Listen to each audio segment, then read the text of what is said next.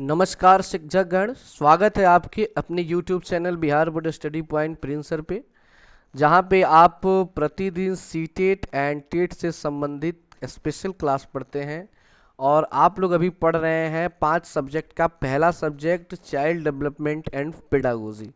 आज हम लोग टॉपिक नंबर 16 पढ़ने वाले हैं। टॉपिक नंबर 16 का अर्थ ये हुआ कि आज हम लोग सेक्शन बी को समाप्त कर देंगे। मतलब जो दूसरा सेक्शन है इसका चाइल्ड डेवलपमेंट का, आज वो समाप्त हो जाएगा। आपको शुरू से ही मैंने बताया है कि 23 टॉपिक हैं, तो 13 तक, 1 से लेकर 13 तक सेक्शन ए था, और फिर 14 से लेकर 16 तक सेक्शन बी है, और 17 से लेकर 23 तक सेक्शन सी है। तो इसके बाद से हम लोग स्टार्ट करेंगे सेक्शन सी को, और अभी हम लोग पढ़ रहे हैं सेक्शन बी को। तो चलिए, इसका लास्ट टॉपिक है और इसको समाप्त करते हैं। तो आज का हमारा टॉपिक है मेधावी सृजनशील। मेधावी मतलब होता है बहुत तेज, सृजनशील मतलब जो नए चीज़ों का खोज करे। विशिष्ट प्रतिभावान शिक्षार्थियों की आवश्यकताओं को समझना। जो बहुत ही तेज बच्चे हैं उनकी आवश्यकताओं को आप कैसे समझेंगे, उसका कैसे निदान करेंगे। पहले ही मैं आपसे बोल देता हूँ, थोड़ा सा वीडियो लंबा होगा ये, क्योंकि इसमें टॉपिक बहुत ज़्यादा है। तो इसको अगर आप समझ लेते हैं तो समझ जाइए कि बहुत ही मार्क्स इसमें से उठने वाले हैं आपके। तो चलिए स्टार्ट करते हैं बिना टाइम गंवाए। उससे पहले मैं आपसे बार बार कहना चाहता हूं कि चैनल पे अगर नए हैं तो प्लीज़ चैनल को सब्सक्राइब करके बेल आइकन को दबा लें और वीडियो को लाइक कर दें। तो हमारा पहला जो क्वेश्चन है वो ये है कि सामान्य बालक किसे कहते हैं। क्योंकि विशिष्ट बालक को समझने से पहले आपको सामान्य बालक के बारे में जानकारी होनी चाहिए। वैसे तो पिछले वीडियो में बताया जा चुका है कि सामान्य बालक और विशिष्ट बालक में क्या डिफरेंस होता है, फिर भी एक बार यहाँ पे हम जानेंगे। विद्यालय में हर समाज, हर वर्ग तथा भिन्न भिन्न परिवारों से बालक आते हैं। सही बात है। किसी भी स्कूल में जो बच्चे आते हैं वो किसी एक फैमिली से, एक सोसाइटी से या एक क्लास से तो आते नहीं हैं। सबको ही अलग अलग आता है। ये सभी विभिन्न होते हुए भी सामान्य कहलाते हैं। लेकिन जब एक साथ बैठ जाते हैं तो ये अलग होते हुए भी सामान्य बालक कहलाते हैं। परंतु कुछ ऐसे भी होते हैं जो शारीरिक, मानसिक, शैक्षिक एवं सामाजिक गुणों की दृष्टि से अन्य बालकों से भिन्न होते हैं। कुछ बच्चे ऐसे होते हैं जो शरीर से, मन से, शिक्षा से, समाज से, सब चीज से बच्चों से, सामान्य बच्चों से अलग होते हैं। तो यही बच्चे कहलाते हैं विशिष्ट बालक। क्या कहलाते हैं? विशिष्ट बालक। एक और डिफिनीशन है सामान्य बालक का। सामान्य बालक वे होते हैं जिनका शारीरिक स्वास्थ्य एवं बनावट इस प्रकार की होती है कि उन्हें सामान्य कार्य करने में किसी भी प्रकार की कोई कठिनाई का अनुभव नहीं होता है। मतलब वो कुछ भी पढ़ेंगे, कुछ भी सीखेंगे तो उनको कोई प्रॉब्लम खास नहीं होगा। जिनकी बुद्धि लब्धि लगभग 90 से 110 के बीच होती है। क्वेश्चन कई बार पूछा था है कि जिस बच्चे का बुद्धि लब्धि 90 से 100 110 के बीच हो तो वो किस प्रकार के बच्चे हैं। सामान्य बच्चे, विशिष्ट बच्चे, पिछड़े बच्चे, ऐसे करके ऑप्शन दे देता है। तो आपको दिमाग में रखना है कि अगर 90 से 110 के बीच है तो वो जो है वो सामान्य बालक होते हैं, और जो 70 से कम हो, 70 से कम हो तो वो होते हैं विशिष्ट बच्चे, मतलब बहुत ही पिछड़े बच्चे। ऐसे बालकों की शैक्षिक उपलब्धि कक्षा के अधिकांश बालकों के समान होती है। यानी कि ये जो बच्चे होते हैं इनका सबका जो स्कोर होगा, सबका जो जानकारी होगा, लगभग सबका एक ही जैसा होगा। कौन? जो सामान्य बालक होते हैं और जिनका बुद्धि लब्धि 190 से 110 के बीच होता है। अब हमारा क्वेश्चन है कि विशिष्ट बालक क्या होता है।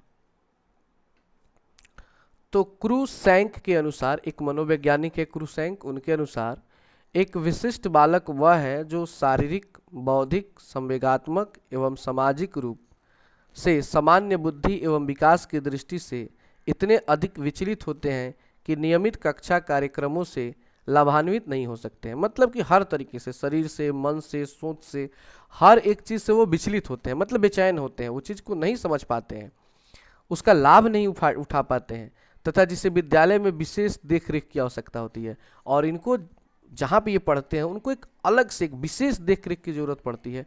वे बच्चे होते हैं विशिष्ट बालक, वो होते हैं विशिष्ट बच्चे। किनके अनुसार? क्रूसेंक के अनुसार। इसको दिमाग में रखिएगा। अब विशिष्ट बालकों का वर्गीकरण, मतलब विशिष्ट बालक में कौन कौन हो सकते हैं।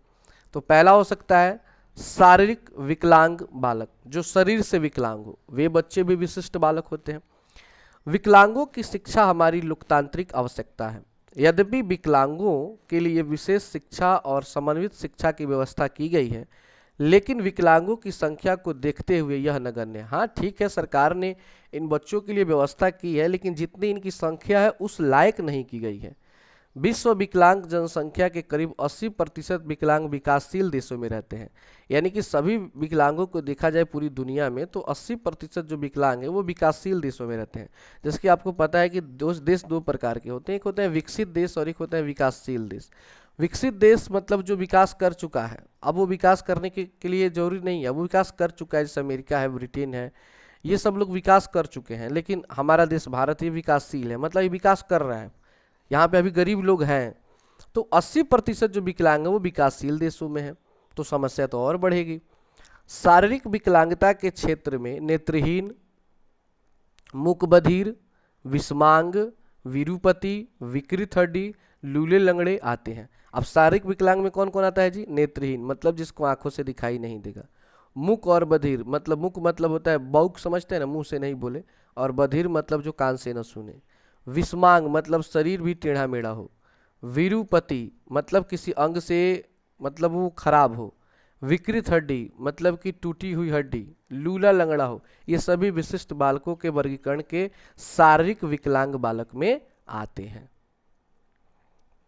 दूसरा है दृष्टि विकलांगता। दृष्टि मतलब दिखाई देने, यानी कि दिखाई न दे तो वो भी एक प्रकार का विकलांगता है।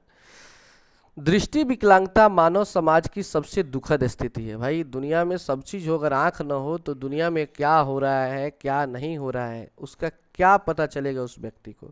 जिस व्यक्ति को आंख नहीं है वही इस चीज को समझ सकता है, जिसका आंख है वो इस चीज को कभी अच्छे से नहीं समझ सकता। यद्यपि वर्तमान समाज में उपयोगी अनुसंधान के परिणाम स्वरूप अनेक विशेष विद्यालयों की स्थापना हुई थी। इस विकलांगता के प्रमुख कारण संक्रामक रोग है, दुर्घटना या चोट है, वंशानुपात प्रभाव है, परिवेश का प्रभाव तथा विषैले पदार्थों का प्रयोग आता है। मतलब दृष्टि विकलांगता क्यों आती है? संक्रामक रोग के चलते, कोई दुर्घटना हो जाए या कहीं चोट लग जाए तो उससे भी नेत्रहीन आदमी हो जाता है।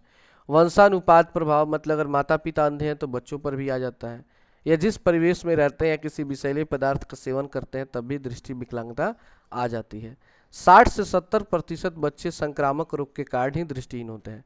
कौन से रोग? संक्रामक रोग। वैसे रोग जो एक व्यक्ति से दूसरे व्यक्ति में फैलता है वो संक्रामक रोग होता है। जैसे कि आज का टाइम कोरोना, कोरोना सबसे बड़ा संक्रामक रोग है, ठीक है ना। 2020 में कोरोना जो है वो सबसे बड़ा संक्रामक रोग है। दृष्टिहीन बालकों को 6 वर्गों का विभाजन शिक्षा की दृष्टि से उपयुक्त माना गया है। मतलब दृष्टिहीन बालकों को 6 वर्गों में बांट दिया गया है। पहले होते हैं कि जन्मजात अथवा पूर्णाध वर्ग, मतलब कि जन्म से ही जो बच्चे मतलब या उनको पूर्णाध वर्ग कहा जाता है। इस वर्ग में 5 वर्ष के पूर्णाध, मतलब जो बच्चे 5 वर्ष में अंधे हो जाए, नेत्रहीन हो जाए, तो उनको कहेंगे जन्मजात या पूर्णाध वर्ग, पूर्णाध वर्ग। फिर आता है, इसमें वे पूर्णांध आते हैं जो 5 वर्ष के बाद दृष्टि खो बैठते हैं। तीसरा है आंशिक जन्मजात वर्ग में दृष्टि कमजोर होती है, ऐसे बालक थोड़ा बहुत देख सकते हैं। किसमें? आंशिक जन्मांध में।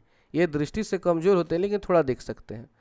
और आंशिक अंधता वर्ग में आंशिक दृष्टिहीन बालक आते हैं जिनकी दृष्टि किसी विकार रोग के कारण किसी भी आयु में कमजोर हो जाता है।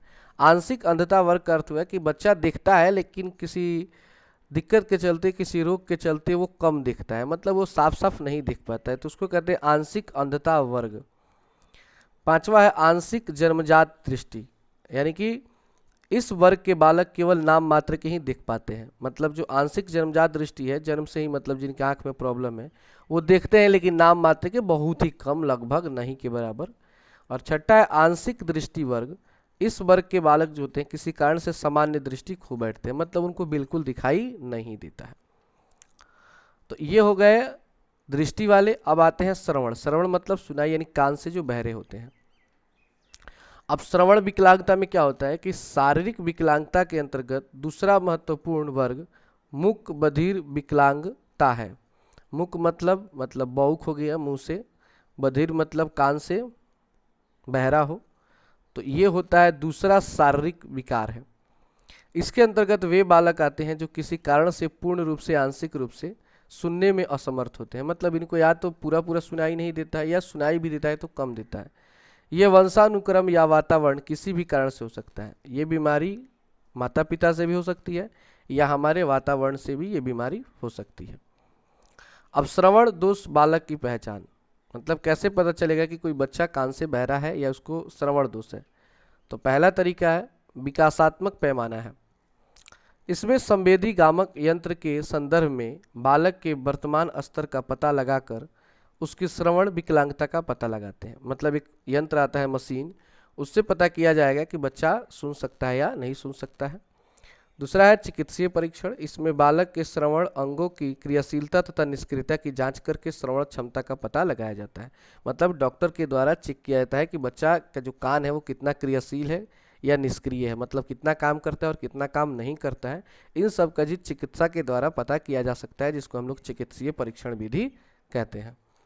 तीसरा है जीवन इतिहास विधि। इसमें श्रवण दोषयुक्त बालक के जीवन विवरण का पता लगाकर उसके स्वास्थ्य इतिहास, विकास का इतिहास और पारिवारिक पृष्ठभूमि को जानकर यह पता लगाने का प्रयास किया जाता है कि श्रवण दोष आनुवांशिक है अथवा अर्जित है। मतलब कि बच्चा का इतिहास जानिए कि बच्चा शुरू से ही सुनता है कि नहीं सुनता है, सुनता भी है तो कितना सुनता है, नहीं सुनता है, या इसको जन्म से ही ये सब मिला हुआ है कि वो सुनता नहीं है, या आगे चलकर उसमें ये दोष पैदा हुए।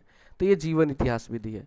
चौथा है क्रमविध निरीक्षण। इसमें माता पिता अथवा शिक्षक द्वारा बालक के व्यवहार का सूक्ष्म निरीक्षण किया जाता है और बालक के असमान व्यवहार का पता लगाया जाता है। मतलब कहने का अर्थ है कि बच्चे से आप कुछ कहेंगे और बच्चा आपका कोई रिप्लाई न दे, आपकी बातों को मतलब नहीं समझ पाता है, तो उस चीज़ को आप बार बार पूछ पूछ कर समझ सकते हैं कि बच्चा कुछ सुनता है कि नहीं सुनता है, वो समझ में आ जाता है।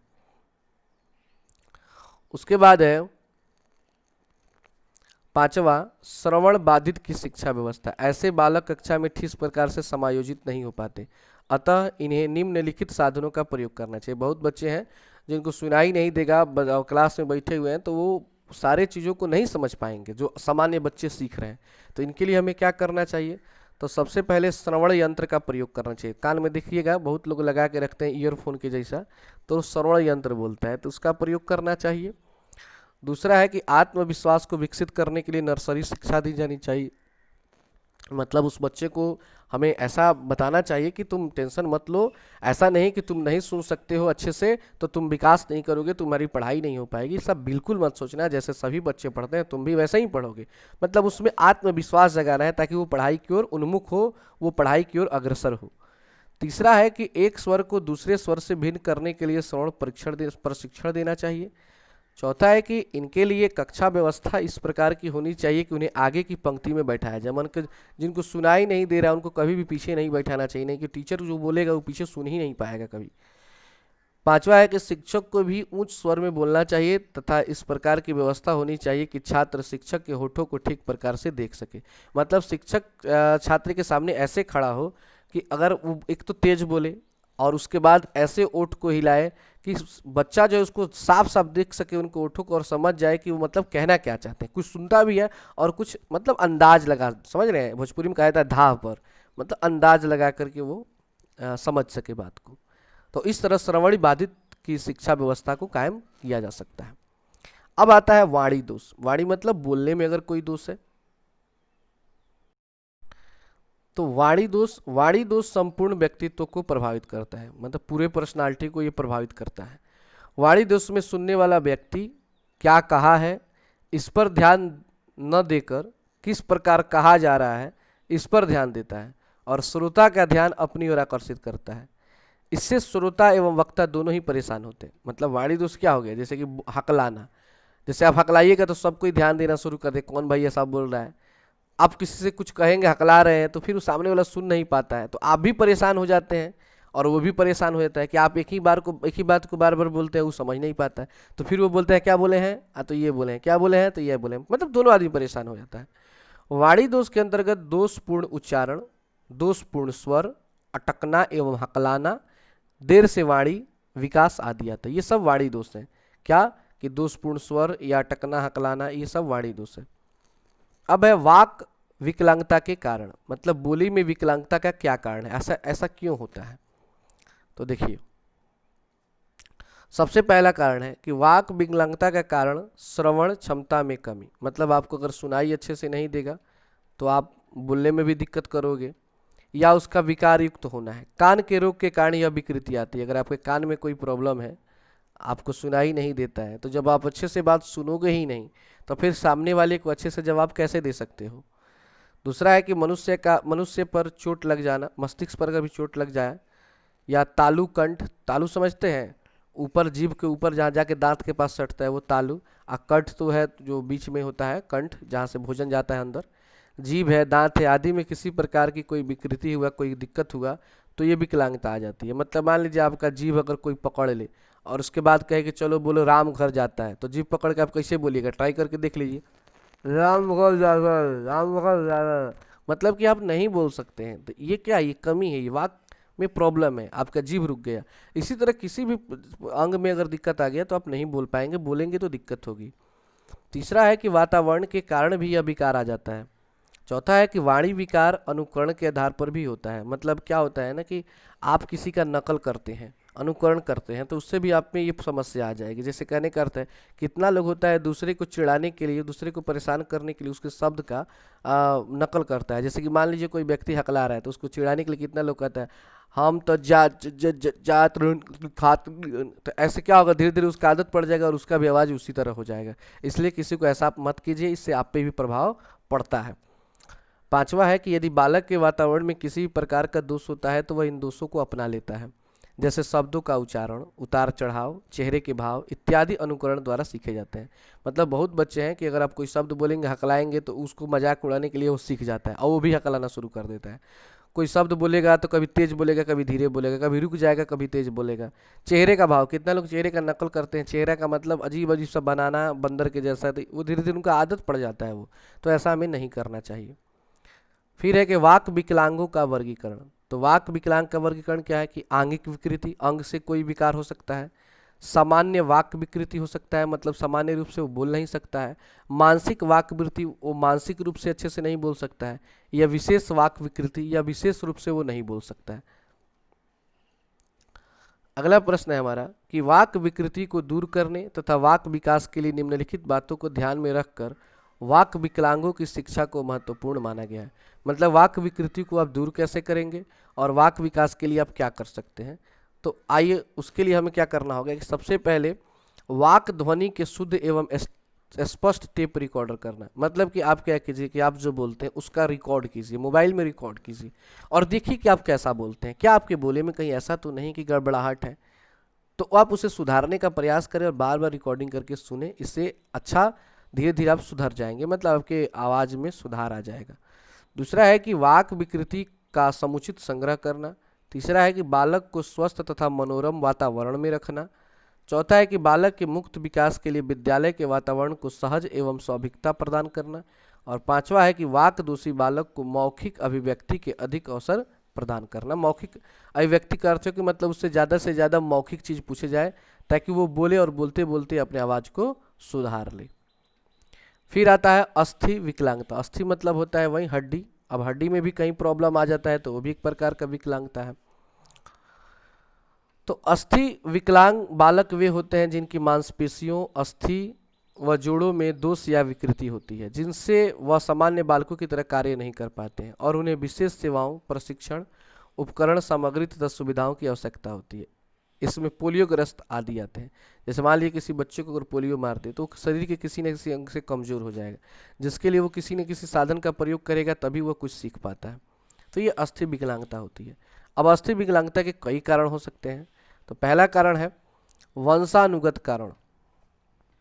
वंशानुगत कारण मतलब माता पिता से। इसमें विकलांगता एक पीढ़ी से दूसरी पीढ़ी में हस्तांतरित होती है, मतलब एक पीढ़ी से दूसरे पीढ़ी में प्रवेश करती है, जो कि कार्य कुशलता में बाधा उत्पन्न करती है। इससे क्या होगा कि कार्य कुशल अच्छा से नहीं होगा, बच्चा अच्छा से कुछ नहीं कर पाएगा। दूसरा है जन्मजात कारक। ये जन्म के समय के कारक होते हैं। इसमें गर्भावस्था में कुपोषण, संक्रामक रोग, माँ का दुर्घटनाग्रस्त होना प्रमुख है, जिसके कारण बालक में अस्थि दोष उत्पन्न हो जाता है।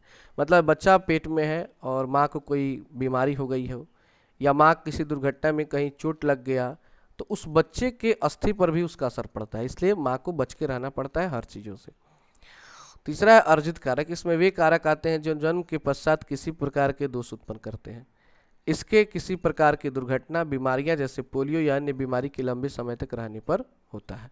अर्जित कारक मतलब जिसको हमने खुद मतलब पैदा किया है वो अर्जित कारक होता है, तो जन्म के बाद होता है। कोई दुर्घटना हो गया, कोई बीमारी हो गई, तो उससे भी आपको अस्थि विकलांगता हो सकती है। जैसे कि मान लीजिए मोटरसाइकिल चला रहे हैं, अब मोटरसाइकिल की गिर के हड्डी तोड़ लिए, तो ये अर्जित कारक हो गया। अब है अस्थि विकलांग बालकों की शिक्षा। अगर कोई बच्चा अस्थि विकलांग है तो उनको शिक्षा कैसे दिया जाए?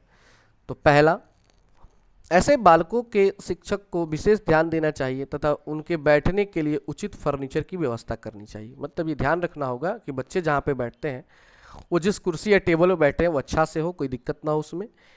इन बालकों के लिए एक स्थान पर बैठकर खेले जाने वाले खेलों का आयोजन होना चाहिए। मतलब ऐसे खेलों का आयोजन हो कि मतलब उन्हें एक जगह से दूसरे जगह ना जाना पड़े और एक ही जगह बैठकर के वे खेल खेल सके। फॉर एग्जांपल जैसे कि मान लीजिए लूडो हो गया, लूडो खेल सकते हैं। ऐसे करके बहुत सारे खेल खेले जा सकते हैं।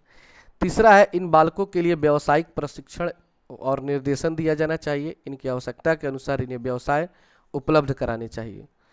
चौथा है, ऐसे बालकों को कृत्रिम अंग उपलब्ध कराए जाने चाहिए। कृत्रिम अंग मतलब होता है मानव के द्वारा बनाया गया अंग। शिक्षकों को इन बालकों की सीमाओं को देखते हुए क्रियाएं आयोजित की जानी चाहिए। अब आता है मानसिक रूप से विशिष्ट बालक। इसमें प्रतिभाशाली, मानसिक मंद एवं सृजनात्मक बालक आते हैं। फिर है प्रतिभाशाली, मतलब तेज बच्चे जो होते हैं प्रतिभाशाली बालक कहलाते हैं। प्रतिभाशाली बालक वे बालक होते हैं जिनकी बौद्धिक क्षमताएं सामान्य बालकों की अपेक्षा अधिक होती है। जाहिर सी बात है भाई, प्रतिभाशाली है, एक्टिव बच्चा है, तो वो तो सामान्य बच्चों से तेज होगा ही। ये जीवन के विभिन्न क्षेत्रों में विशिष्ट प्रदर्शन करते हैं। आप लोग देखे होंगे बहुत ऐसे बच्चे होते हैं जो स्टार्टिंग से ही बहुत तेज होते हैं हर चीज में। टर्मेन के अनुसार, टर्मेन एक मनोवैज्ञानिक है, वो कहते हैं कि ऐसे बालकों की बुद्धि लब्धि 140 से ऊपर होता है। सामान्य बच्चे तो 90 से 110 के बीच होते हैं, लेकिन इनका जो होता है ना प्रतिभाशाली बच्चे, ये 140 के ऊपर इनका बुद्धि लब्धि होता है। सोच लीजिए कितना ऊपर होता है। जबकि मील के अनुसार 190 से 200 बुद्धि लब्धि वाले बालक प्रतिभाशाली होते हैं। और मील कहते हैं कि नहीं, इनका जो बुद्धि लब्धि होता है 190 से 200 होता है, मतलब सामान्य बच्चों से सीधे दोगुना होता है। वीटी के अनुसार प्रतिभाशाली बालक संगीत, कला, सामाजिक नेतृत्व तथा दूसरे विभिन्न क्षेत्रों में अच्छा प्रदर्शन करते हैं। मतलब जो प्रतिभाशाली बच्चे होंगे किसी भी कार्य में जाएंगे तो बहुत अच्छा प्रदर्शन अपना करते हैं। अब है प्रतिभाशाली बच्चों की अब पहचान कैसे करेंगे? तो प्रतिभाशाली बच्चों की पहचान देखिए, शिक्षक के निरीक्षण द्वारा बालक का व्यवहार, रुचियों, योग्यताओं, क्षमताओं का ज्ञान प्राप्त कर प्रतिभाशाली बालकों की पहचान की जाती है। मतलब कि वो बच्चे का व्यवहार कैसा है, उसकी किस चीज़ में रुचि है, वो कितना योग्य है और उसकी क्या क्षमता है। इन सारी चीज़ों को जब हम जान जाएंगे तो बच्चे को पहचान हो जाएगी कि बच्चा प्रतिभाशाली है या नहीं है। विभिन्न प्रकार के अभिलेखों के आधार पर किसी भी विद्यार्थी की प्रतिभा को पहचाना जा सकता है। सही बात है कि जब आप ही लोग पढ़ाते होंगे क्लास में तो आपको 1 से 2 दिन की क्लास में आपको पता चल जाता होगा कि बच्चे कौन तेज है और कौन धीरा है, ठीक है ना, ये सब जानकारी हो जाती है। इसमें मुख्य रूप से संचयी अभिलेख, स्थानांतरण अभिलेख, स्वास्थ्य अभिलेख, निर्देशन और परामर्श अभिलेख, मासिक प्रगति अभिलेख, उपाख्यान संबंधी अभिलेख है। तो ये पहचान है, आप आराम से कर सकते हैं। प्रतिभाशाली बालकों के शिक्षण के प्रमुख उपागम। तो प्रतिभाशाली बालकों की शिक्षा एक आसान कार्य नहीं है। अगर बच्चे तेज है ना, आपको पता है क्लास में अगर जो बच्चा तेज होगा उसको पढ़ाना आसान नहीं होता है, क्योंकि उसके सामने हर एक चीज़ को सोच सोच के बोलना पड़ता है, क्योंकि यह संख्या में कम होते हैं और तेज बच्चे क्लास में कम भी होते हैं। हर क्लास में 2-4 बच्चे होंगे जो बहुत तेज होंगे और समूह विजातीय होता है, अतः पूरे समूह पर किसी एक प्रणाली को लागू करना कठिन कार्य है। इसलिए आप ये भी सोचते हैं कि 2-4 बच्चे हैं जो बहुत तेज हैं और ज़्यादातर जो बच्चे हैं वो कमज़ोर हैं, तो ऐसा बताया जाए कि सभी समझ लें। तो एक बैलेंस बना के समझाना पड़ता है कि जो तेज बच्चा है वो भी उसको कवर करे, उसको भी बुरा ना लगे, उसको ये ना लगे कि मैं बोर हो रहा हूँ, कि मुझे आता है वही चीज़ बता रहे हैं, और ये भी ना हो कि इतना ना आगे बढ़ जाइए कि जो कमज़ोर बच्चे हैं वो समझ ही ना पाए। तो दोनों को बैलेंस बनाना बहुत मतलब कठिन कार्य होता है। प्रतिभाशाली बालकों के शिक्षण के प्रमुख 3 उपागम हैं। पहला है त्वरण, दूसरा है समृद्धिकरण और तीसरा है विशिष्ट कक्षाएं। ये साइंस वाला त्वरण मत समझिएगा। इसमें प्रतिभाशाली बालकों को उनकी शारीरिक आयु की अपेक्षा मानसिक आयु के आधार पर प्रवेश दिया जाता है। मतलब बहुत बच्चे हो जाते हैं शारीरिक आयु, मतलब उनका एज तो कम होता है लेकिन एज के हिसाब से बहुत तेज हो जाते हैं। ऐसे बालकों को विद्यालय में शीघ्र प्रवेश दिया जाता है। हाउसन के अनुसार, हाउसन एक मनोवैज्ञानिक है, उनके कहते हैं कि ऐसे बालक 8वीं कक्षा या उसके बाद अधिक अच्छी प्रगति दिखाते हैं। जब वो 9th-10th क्लास में जाते हैं ना, तो बहुत अपना परफॉर्मेंस शानदार रखते हैं। और वो हर क्लास में बच्चे होते हैं ऐसे, हर क्लास। मैं खुद 9 से 12 तक पढ़ाता हूँ, तो मैंने देखा है 10 वर्षों के बीच में कि बच्चे हर क्लास में से आते हैं जो 5 से 7 बच्चे बहुत तेज होते हैं। और उनका मतलब ये नहीं कि सवाल आप बताए नहीं तब तक वो क्वेश्चन को सॉल्व कर देते हैं, इतना तेज होते हैं। फिर है समृद्धिकरण, दूसरे हैं समृद्धिकरण। समृद्धिकरण का तात्पर्य है कि नियमित कक्षाओं में दिए जाने वाले पाठ्यक्रम में शैक्षिक अनुभव अधिक देकर उसे समृद्ध बनाया जाना। मतलब कि आप डेली जो होमवर्क देते हैं बच्चों को, तो ये ध्यान रखिए जो तेज बच्चा है उसको ज़्यादा से ज़्यादा मिले अन्य बच्चों की अपेक्षा। कारण क्या है कि अन्य बच्चों को आप देंगे ज़्यादा तो वो नहीं बनाएंगे, वो और छोड़ देते हैं। लेकिन इनको क्या कीजिए, ज़्यादा देंगे तो उस और खुश होते हैं, क्योंकि इनका माइंड तेज है और वो जल्द से जल्द उस चीज़ को कवर कर लेंगे। प्रतिभाशाली बालकों के समुचित विकास के लिए पाठ्यक्रम इतना कठिन होना चाहिए कि उसे पढ़ना बालक के लिए चुनौतीपूर्ण हो, और उस बच्चे को इतना कठिन कठिन सवाल दे कि मतलब जब वो पढ़े ना तो उसका हालत खराब हो जाए, उसे भी लगे कि मैंने अभी बहुत कुछ सीखा नहीं है। ये नहीं कि आप इजी सवाल दे दे तुरंत बना ले, तो उससे क्या होगा, मतलब समझेगा कि आप अच्छे नहीं पढ़ाते हैं, और मतलब कई प्रकार के उसके मन में भ्रांतियां समा जाएंगी जो अच्छा नहीं होगा उसके विकास के लिए। और तीसरा है कि विशिष्ट कक्षाएं। इनमें सामान्य विद्यालयों में ही विशेष कक्षाएं आयोजित कर विशेष रूप से नियोजित पाठ्यक्रमों को प्रस्तुत किया जाता है। विशिष्ट प्रतिभान व्यक्तियों को बुलाकर उनके अनुभवों से छात्रों को लाभान्वित करवाया जाता है। अब आप क्या कीजिए, अगर जो बच्चे तेज हैं क्लास में, तो अलग क्लास देकर, जैसे मान लीजिए क्लास का टाइम नहीं है, छुट्टी है, तो इस टाइम में बच्चों को बुला लीजिए जो कमजोर बच्चे हैं, और उन तेज बच्चों को बुलाए कि चलो इन लोगों को पढ़ाओ तुम। इससे क्या होगा कि जो पढ़ाएगा वो तो और तेज हो जाएगा, और साथ ही साथ उसके ज्ञान से जो बच्चे बैठे हुए हैं क्लास में वो उससे सीखेंगे और वो भी उससे तेज हो जाएंगे। तो दोनों का विकास बहुत ही शानदार तरीके से होगा। तो 3 तरीके हैं, त्वरण, समृद्धिकरण और विशिष्ट कक्षाएं। अगला प्रश्न है, मानसिक मंद बालक, मतलब मन से जो मंद बालक है, तेज नहीं हो। मानसिक मंदता एक ऋणात्मक संकल्पना है। मानसिक रूप से मंद बालक घर, समाज तथा विद्यालय के कार्य नहीं कर पाते हैं। अब जो दिमाग से ही कमजोर होगा, चाहे घर में हो, समाज में हो, विद्यालय में हो, कहीं का भी कार्य वो अच्छे से नहीं कर पाएगा, सामान्य रूप से नहीं कर पाएगा। डॉल ने 1941 में मानसिक मंदता की पहचान के लिए 6 प्रमुख बातें बताई है।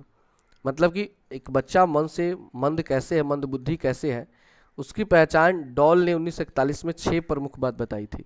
पहला पहचान है कि जब बालक सामाजिक परिस्थितियों के साथ समायोजन न कर सके, मतलब कि जो बच्चा समाज कैसा है उसके अनुसार उसमें वो ढल न सके, समाज के साथ मिल न सके, समाज से पीछे रह जाए, तो समझिए वो मंद बुद्धि है। दूसरा है कि जब बालक अपने साथियों के साथ मित्रवत व्यवहार न कर सके, मतलब कि अब क्लास में बैठा हुआ है, बच्चों से वो मित्रता नहीं करता है, बोलता नहीं है, बोलता है तो झगड़ा करता है, तो इस टाइप का बच्चा समझिए वो मानसिक मंद बुद्धि है वो। तीसरा है कि जब व्यवहारिक तथा वातावरण संबंधी कारणों से उसका मानसिक विकास ना हो सके, ना तो वो व्यवहार से अच्छा है ना ही वातावरण से, दोनों में उसका दिक्कत है, वो तो मानसिक विकार से ग्रसित है वो। चौथा है कि जब बालक उतना कार्य ना कर सके जितना उस आयु के लोगों से आशा की जाती है। जैसे कि मान लीजिए उसको 5वां क्लास में पढ़ता है, उसको 2 जोड़ बना के देने दिया गया कि बस 2 जोड़ बना के ला, उसको भी वो नहीं बनाता है, तो इसका अर्थ है कि बच्चा मतलब मानसिक मंदबुद्धि है। 5 नंबर है कि विशेष शारीरिक दोष के कारण वह सामान्य कार्य न कर सके। और छठा है कि जब बालक में कुछ ऐसे दोष हो जिन्हें परिष्कृत नहीं किया जा सकता, मतलब उसको बताया नहीं जा सकता, लोगों के सामने रखा नहीं जा सकता, तो वो मानसिक मंद बुद्धि बालक है। यहाँ पे एक नोट है, इसको समझेंगे थोड़ा। American association on mental deficiency 1959 के अनुसार मानसिक मंदता में सामान्य बौद्धिक प्रकार्य सामान्य से कम स्तर के होते हैं। मानसिक मंदता की उत्पत्ति विकासात्मक अवस्थाओं में होती है और समायोजित व्यवहार को क्षति पहुंचाने में भी यह संबंधित है।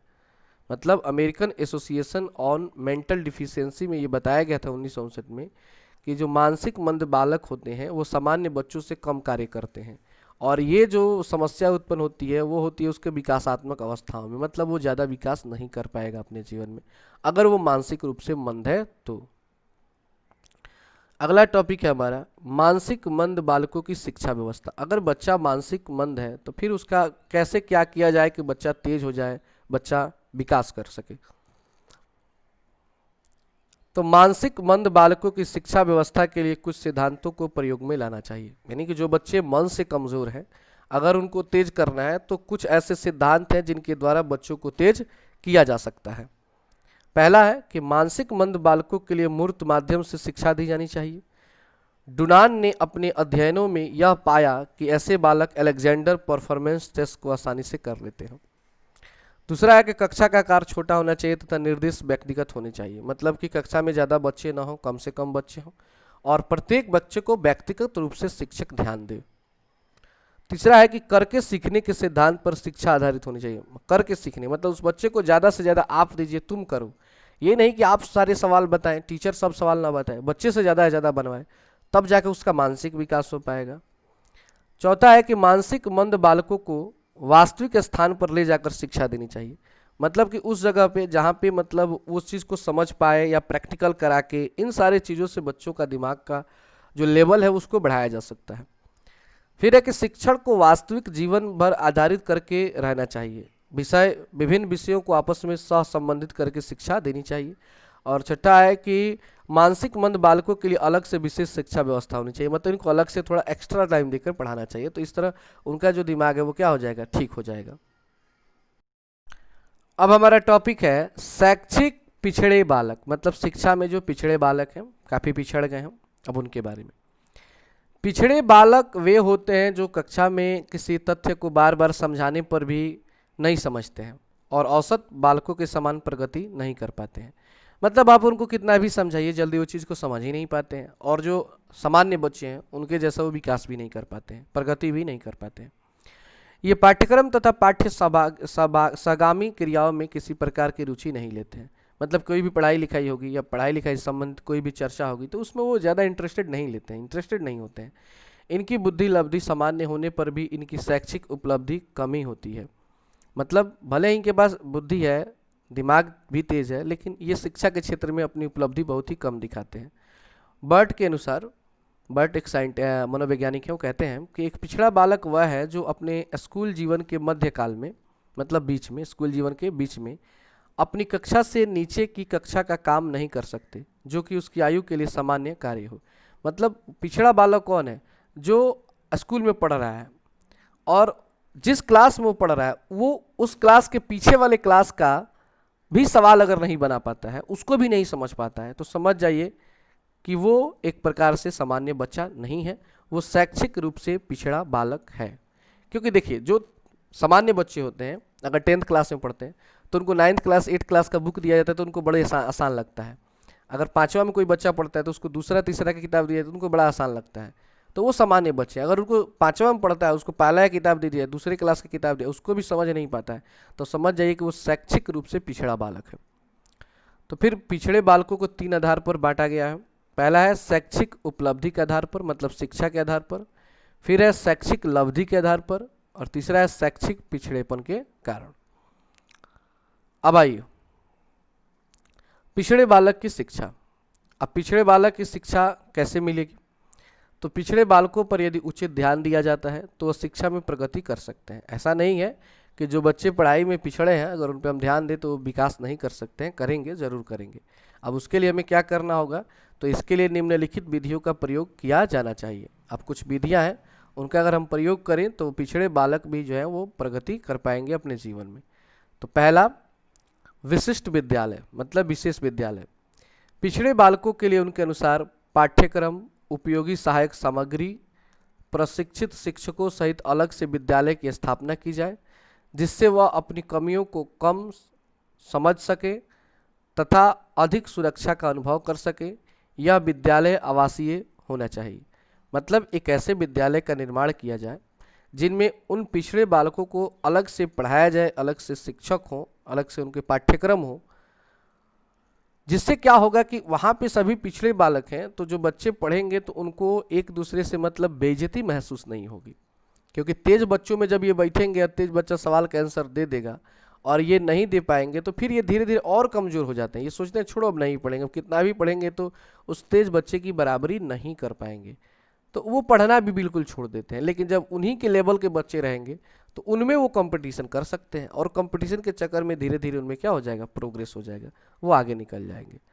तो और विद्यालय आवासीय होना चाहिए, मतलब आवासीय समझते हैं ना, हॉस्टल होना चाहिए, वहीं पे बच्चे रहें, खाए पिए, तो इस तरह ज़्यादा टाइम मिलेगा शिक्षक को भी और बच्चों को, तो ये अधिक से अधिक पढ़ाई कर पाएंगे।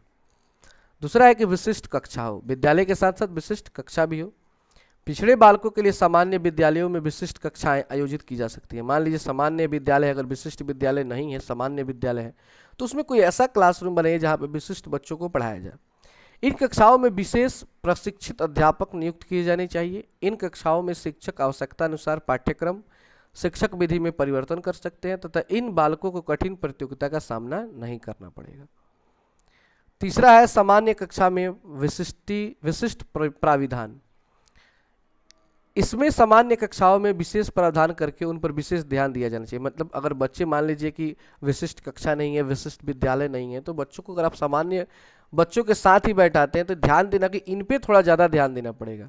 इन बालकों के लिए पाठ्यक्रम में लचीलापन होना चाहिए, मतलब इनके लिए थोड़ा सा आप नरमी रखें, इनके साथ सख्ती का मतलब भाव ना रखें, जो उनकी व्यक्तिगत आवश्यकताओं के अनुरूप हो, तो उससे बच्चा आपकी ओर अट्रैक्टिव होगा और पढ़ाई पर ध्यान देगा।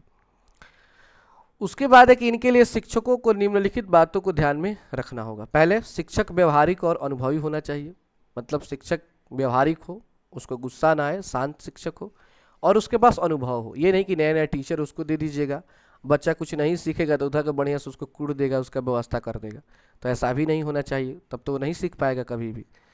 दूसरा है कि शिक्षक को मनोविज्ञान का ज्ञान होना चाहिए, मतलब बच्चे के मन को पढ़े, और मनोविज्ञान पे तो बहुत सारा लंबा चैप्टर चला है, जिससे वह छात्रों की विशेष परेशानियों तथा कठिनाइयों को समझ सके कि आखिर बच्चा नहीं सीख रहा है तो क्यों नहीं सीख रहा है, उसको क्या समस्या है कि वो पढ़ने में अपनी रुचि नहीं रख रहा है। तीसरा है कि पिछड़े बालकों में असफलता की दर अधिक होती है, मतलब जो पिछड़े बालक होते हैं वो जल्दी ज़्यादा फेल होते हैं। अतः शिक्षकों में धैर्य होना चाहिए, मतलब गुस्सा नहीं होना चाहिए, शांत रहिए, कभी न कभी वो आगे निकलेगा, बस थोड़ा सा इंतजार करना है। ये नहीं कि बेचैन है कि भाई तुम पढ़ नहीं सकता है, तो जिसे ज़िंदगी में कुछ नहीं आएगा तो वो तो और कुछ नहीं सीखेगा और डिमोटिवेट हो जाएगा, तो ऐसा नहीं करना है। शिक्षक को बाल केंद्रित शिक्षण विधियों का प्रयोग करना है, मतलब बच्चा अपने आप को एकाग्रचित करे और सीखने में अपना मन लगे। अब सीखने में अक्षम बालक, मतलब कौन कौन से बालक हैं जो सीखने में भी मतलब सक्षम नहीं है, अक्षम है।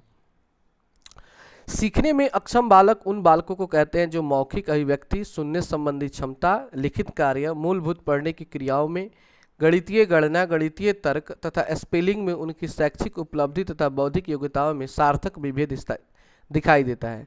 यह विभेद किसी और अक्षमता का परिणाम नहीं होता है। यह बालक ठीक प्रकार से सुन, सोच, बल, पढ़ या लिख नहीं पाते हैं, मतलब कि हर तरीके से, किसी भी तरीके में कोई भी सब्जेक्ट हो, ना तो उसको अच्छे से पढ़ पाएंगे, ना सुन पाएंगे, ना उसको लिख पाएंगे। इन सारे चीज़ों का अगर प्रॉब्लम बच्चों में होता है तो समझिए वो सीखने में अक्षम बालक हैं, मतलब वो सीख ही नहीं पाते हैं।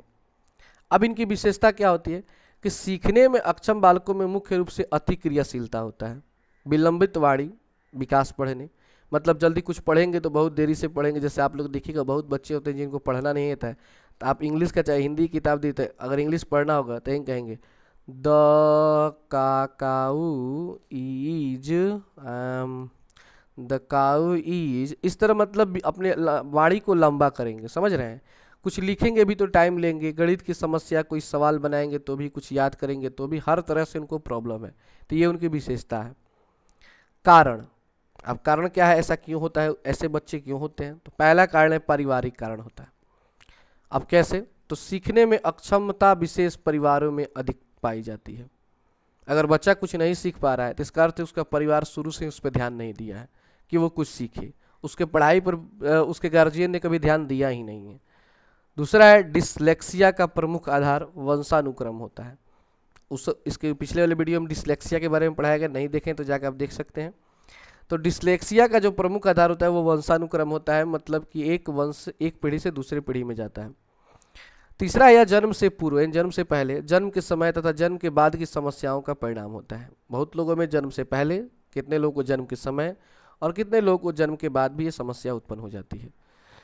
चौथा है माँ का स्वास्थ्य, खान पान तथा जीवन का तरीका से भी इसका असर पड़ता है। पांचवा है कि अगर सिर में चोट लग जाए या कोई संवेगात्मक वंचन हो जाए तो भी बच्चा जो है वो जल्दी कुछ सीखता नहीं है। छठा है कि केंद्रीय स्नायु मंडल का ठीक प्रकार से विकसित न होना, यानी कि जो उसका दिमाग है, जहाँ से पूरा माइंड खुलता है, जहाँ से बच्चे शिक्षित होते हैं जिस मस्तिष्क से, उसका ठीक प्रकार से विकास ही नहीं हुआ है। और सातवां है श्रव्यज्ञात्मक समस्या, मतलब किसी बच्चे को ठीक से सुनाई नहीं देता है तथा किसी प्रकार की एलर्जी है एलर्जी समझते हैं, जैसे कि मान लीजिए कि बहुत लोगों को ठंडा पानी से एलर्जी होता है, अगर फ्रिज का पानी पी ले तो उनको तुरंत सर्दी खांसी हो जाएगा, तो वो एलर्जी कहलाता है। मतलब जिस चीज़ को आपका शरीर नहीं चाहता है तो वो एलर्जी हो जाएगा। दूसरा है मनोवैज्ञानिक कारण, यानी ध्यान केंद्रित करने में असमर्थता और खराब अनुशासन के होने से भी बच्चे कुछ सीखते नहीं हैं। पर्यावरण का भी कारण हो सकता है, जैसे स्वास्थ्य, गलत आहार और सुरक्षा। अगर स्वास्थ्य पे ध्यान न दिया जाए, अच्छा भोजन नहीं किया जाए, अपने आप को अच्छे से सुरक्षित नहीं रखा जाए, तो भी बच्चा अच्छे से विकास नहीं कर सकता है। परिवार में उचित भाषा का प्रयोग न होना, जैसे कि गाली गलौज, मारा पीटी, ये सब करने से ही बच्चा डेवलप नहीं करता है।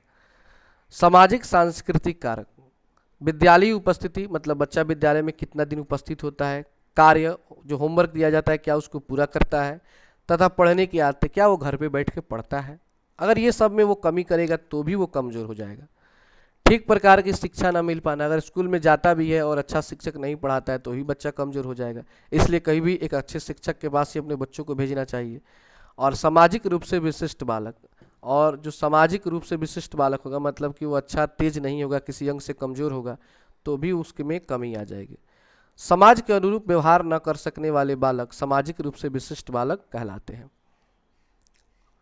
अब आ गया बाल अपराधी, मतलब बच्चे अपराध भी करते हैं, जुर्म भी करते हैं।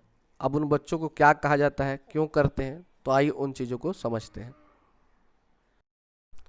अब बच्चे अपराधी बन जाते हैं, कैसे बनते हैं, इससे क्या क्या नुकसान होते हैं, आइए उन चीज़ों के बारे में हम लोग समझते हैं। बालक के व्यक्तित्व के समुचित विकास में सामाजिक नियंत्रणों एवं सामाजिक मानकों की विशेष भूमिका है। बालक के विकास में परिवार के साथ साथ सामाजिक वातावरण, बालक की इच्छा, आकांक्षाएं एवं महत्वाकांक्षा का भी प्रभाव पड़ता है। मतलब समाज का असर तो पड़ता ही है, साथ साथ बच्चे की क्या इच्छा है, आकांक्षा है, मतलब क्या पाना चाहता है, उसका सबसे महत्वाकांक्षा, महत्वाकांक्षा मतलब है कि अपनी इच्छा के आगे किसी का भी वैल्यू ना देना, अपनी इच्छा को पूरा करने के लिए कुछ भी करना। तो ये जानना जरूरी है कि बच्चे की महत्वाकांक्षा क्या है। ऐसा कुछ तो नहीं है कि वो पाना चाहता है, चाहे वो गलत तरीके से अच्छे तरीके से कुछ भी करके पाना चाहता है। बाल अपराधी वह है जो समाज के नियमों तथा कानूनों का उल्लंघन कर इस प्रकार करते हैं कि वह विभिन्न असामाजिक गतिविधियों में लिप्त हो जाते हैं। असामाजिक गतिविधि हो गया जैसे कि चोरी करना, डकैती करना, रेप करना, ऐसे मतलब गलत गलत कार्य जो समाज के विपरीत है।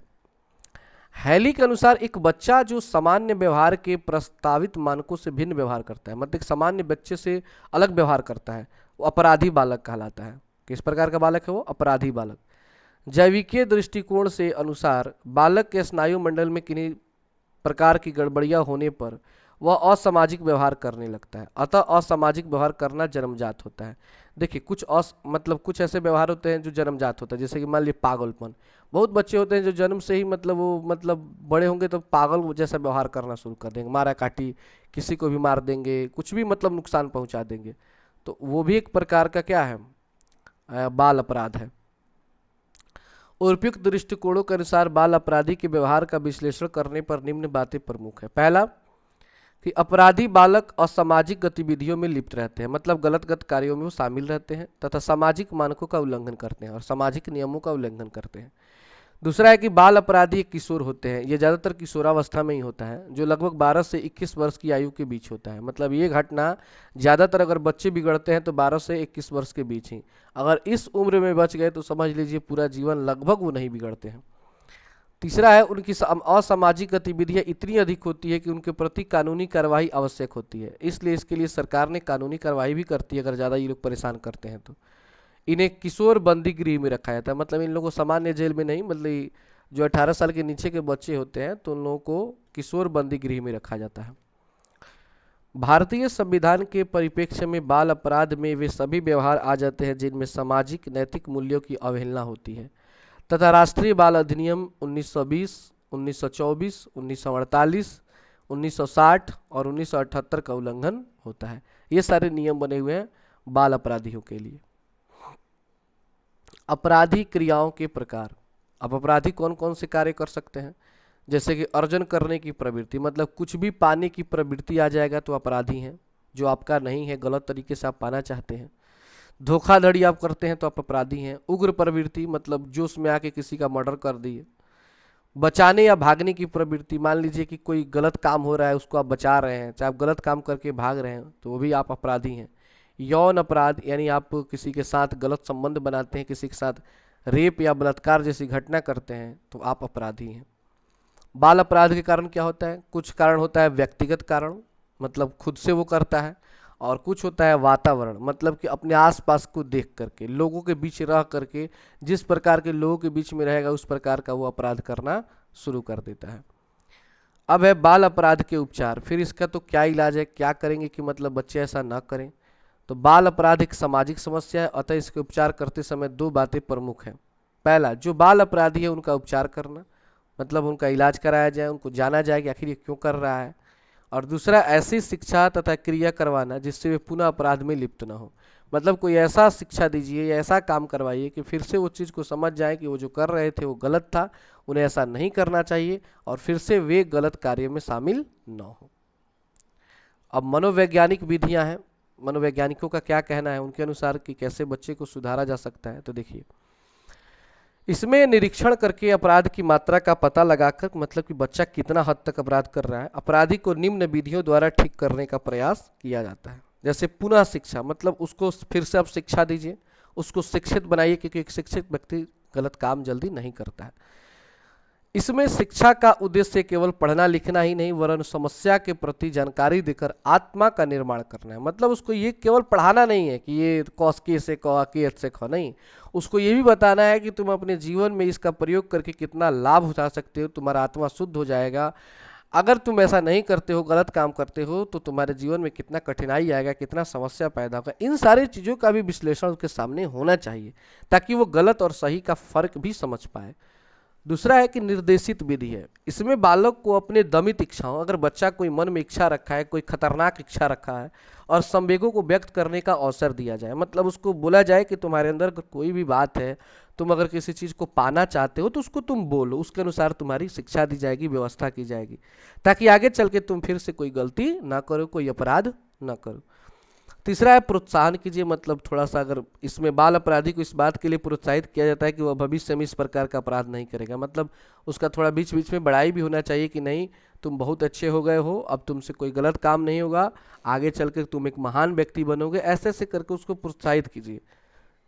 चौथा है वातावरणीय उपचार। इस विधि में बालक के परिवार तथा सामाजिक वातावरण में सुधार लाने का प्रयास किया जाता है। मतलब कोशिश किया जाता है कि बच्चे का जो फैमिली है वो अच्छे से ट्रीट करे, अच्छे से रहे, उसका जो समाज है वो अच्छे से रहे, ताकि बच्चे का उस पर असर पड़े और वो गलत कार्यों की तरफ न बढ़े। फिर है सुझाव और परामर्श।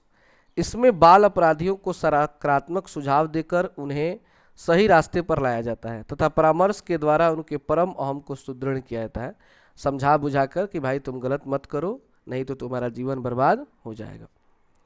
फिर है मादक द्रव्यों व्यसनी बालक। मादक मतलब होता है, समझते हैं, शराब और आप समझते हैं ना, यही सब। मादक द्रव्यों का सेवन प्राचीन काल से किसी न किसी रूप में किया जा रहा है। प्राचीन काल में सामाजिक और धार्मिक उत्सवों में इन पदार्थों का सेवन किया जाता था। भारत में लगभग 2000 वर्ष पूर्व भांग और चरस का सेवन किया जाता था। मतलब ये जो नशा वाला काम है ना बाबू, ये आज से नहीं, ये प्राचीन काल से ही चला आ रहा है। 2000 वर्ष पहले भी लोग भांग पीते थे और चरस का सेवन करते थे, और लोग आज भी करते हैं।